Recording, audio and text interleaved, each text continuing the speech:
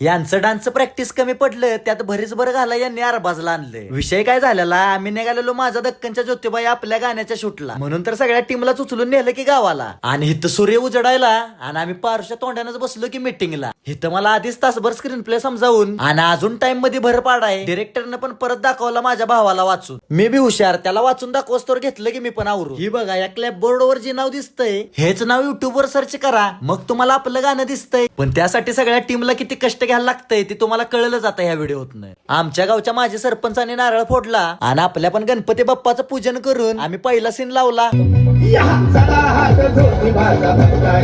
ह्याला बघा आणलेला ऍक्टिंगला, तर ह्यो काय कॅमेरा सोडना. उन्हात अनात आपल्या डान्सरचं पाय भाजायला लागलेलं, म्हणून डिरेक्टरनं बादली भरूनच पाणी आणलेलं.